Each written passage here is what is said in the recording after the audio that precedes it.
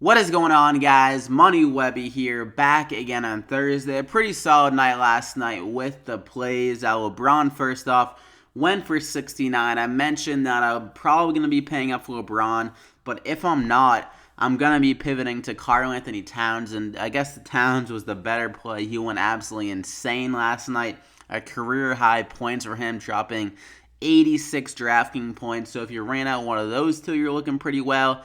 Vucevic did very good, dropping 50 DraftKings points, and it could have been even more for him.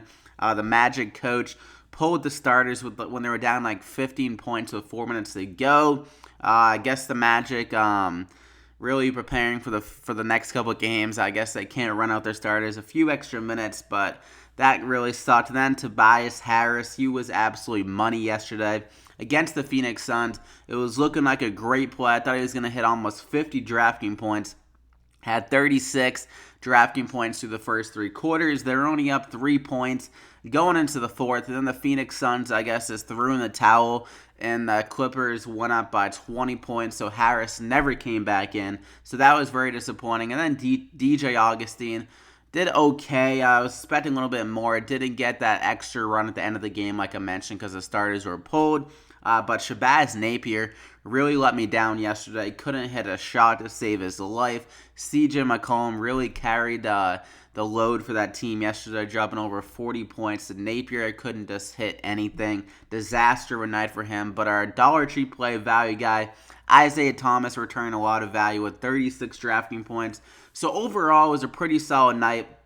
Could have been a very good night of Tobias Harris. Ended up playing in the fourth quarter because we would have had like 3 guys maybe hitting 50-plus DraftKings points with the plays. But we have a nice little slate here tonight. Nothing sexy compared to yesterday's slate. A 5-game slate. Definitely doable, though. So I got my money 6 for you. My favorite 6 plays for the day. So drop a like in the video before we get going. If you're getting into the MLB DraftKings season, you can check out my video for today's slate. I uploaded that yesterday. The slate starts at 3, so if you're watching this before 3, you can go check this out after this video.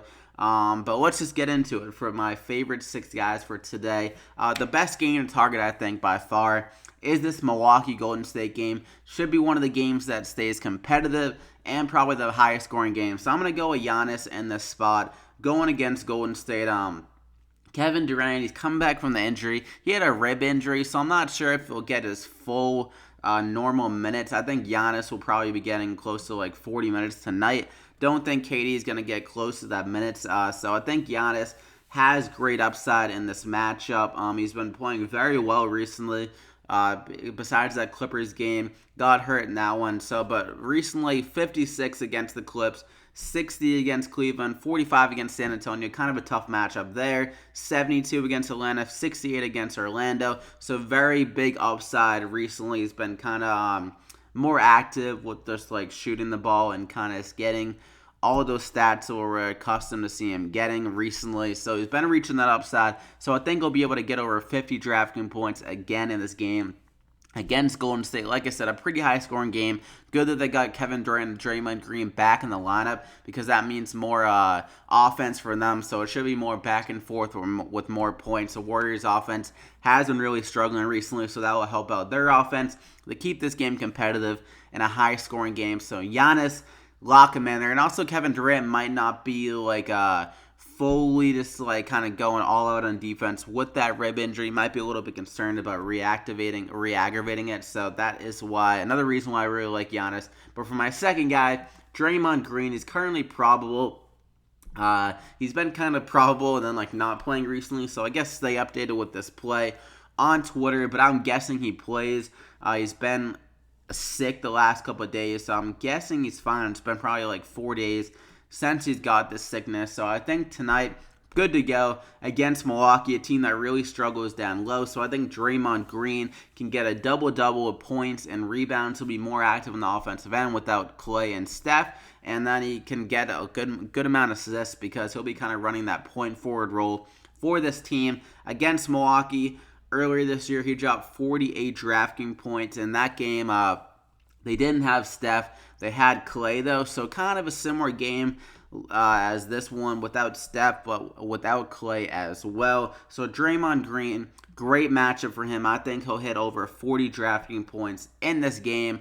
Lock him in there. For my third guy, we're going to go with Reggie Jackson. I mentioned him last game when he played against the Lakers, how his minutes are going to keep on going up here. And they got 28 minutes last game. That's pretty much like the peak you normally see with Reggie Jackson. So that's great to see. Seems like he's 100% back. And this matchup against the Wizards, looks like John Wall will probably be back for this game. And if he is back, I'm guessing he's going to be kind of rusty. And he won't be like flying around on defense. So I think Reggie Jackson can definitely take advantage of that matchup. And Reggie Jackson, his usage rate has been crazy since he's been back. He's really been that go-to offensive guy besides Blake Griffin. So I think he can definitely get it done in this matchup. Detroit's still fighting for their playoff lives. So I think Reggie Jackson is going to try to do his all to get him the win in this game. Show that he's this worth a lot to this Detroit team. Since he's been back, they've been playing pretty damn well, so I think that he wants to keep it going here. So Reggie Jackson, 4,800, probably can reach around 30 DraftKings points again like he did last game. Lock him in there. For my fourth guy, Skal Labissiere at 5,200. Not sure why this guy is so cheap. He's been consistently returning value recently, so a great cash game play. His upside isn't crazy because the Kings offense is just so putrid, but against Indiana, they are pretty weak down low, and Skal, he's been getting 30 minutes consistently in the last 3 games, turning more to that youth movement with the Kings, so I think he should be good for around 30 minutes again in this game. And like I said, a good matchup against Indiana, and he's been putting up a lot of shots, over 10 shots each of the last 4 games, maybe even 5. I didn't see that. Now, he only played 21 minutes in that game, but when he's been getting around 30 minutes, he's been putting up around 10-plus shots, so good usage. Can definitely get some rebounds and assists, and he's pretty active with the block shots. So 5,200, he's kind of like their go-to guy offensively recently, him and Buddy Hield, I guess. So Skal Labissiere, lock him in there. And for my fourth guy, this could change because there's a lot of guys questionable, so I'm not really going to recommend their backups before I know what happens. But there's a lot of injuries like Marcus Aldridge. If he is out, that'll open up some value. Paul Gasol. John Wall, like I said, he's questionable. If he is out, then Bradley Beal becomes more intriguing. Hassan Whiteside is currently questionable. If he's out, then maybe you can go back to James Johnson and Kelly Olynyk, but that game might turn into a blowout. So a lot of guys you can kind of consider with the questionable tags, but Darren Collison is a guy currently that I think can have a big game here going against his former team, and the Kings have been absolutely atrocious against point guards recently. I am a tiny bit concerned this game turns into a blowout and Collison doesn't play in the fourth quarter because that's been happening so much to me recently against these tanking teams, but I'm hoping that the Pacers can keep this game close enough. Vegas only has them favored by 8 points, so I guess Vegas thinks it won't be a blowout, so I think Darren Collison should be able to get over 30 DraftKings points, honestly, if he gets his normal minutes. Like I said, a great matchup here. The point guards that have gone off against this team, Dennis Smith Jr. went off against him the other night in only 3 quarters. Isaiah Taylor and the Hawks had a great night. Who else? I can't think of anyone else, but I just remember the last couple of games, it seems like the point guards have just been going insane against this team. De'Aaron Fox, definitely not a good defender. Maybe Collison comes out with some fire in this game after a terrible game against Golden State last game. So Darren Collison, lock him in there. So that's the top 5. You got Reggie Jackson, Giannis, Draymond Green, Skal Labissiere, and Darren Collison. Leaves you with a good amount of money left too, 5,100 remaining per player. And for my dollar tree play of the day, my value guy that you can throw in your lineup, Frank Mason. This guy's been getting solid run recently. Over 20 minutes his last 3 games, and he's pretty active in the offensive end as well. Had a huge game against Atlanta, and over 20 against Boston, which is a pretty tough matchup. He really struggled against Dallas, so I don't think he'll shoot nearly that bad as he did last game. Probably went to the gym, threw up a couple of shots after that one. Very disappointing. And these are kind of big games for Frank Mason for his future in the NBA, so I think he'll come out here. Solid game. Corey Joseph, not really a great defender. He'll be going against him off the bench. So I like Frank Mason a lot. I think he's an underrated player. Should be able to bounce back here. And he's a guy that can fill it up in multiple categories with rebounds, assists, and maybe even some steals and stuff like that. So 4,100, lock them in there. So that is it for the Money 6. You got 5,700 remaining per player. Very easy to fill out if you want to run all these guys out. But that is it. Hope you guys enjoyed. Drop a like on the video if you did. Let's try to keep the 100+ likes rolling if we can. I'm not sure how many people are going to be sticking with the NBA DraftKings picks and just NBA DraftKings with MLB back. But I'll be still churning out these videos until like the slate just gets so gross I don't want to anymore.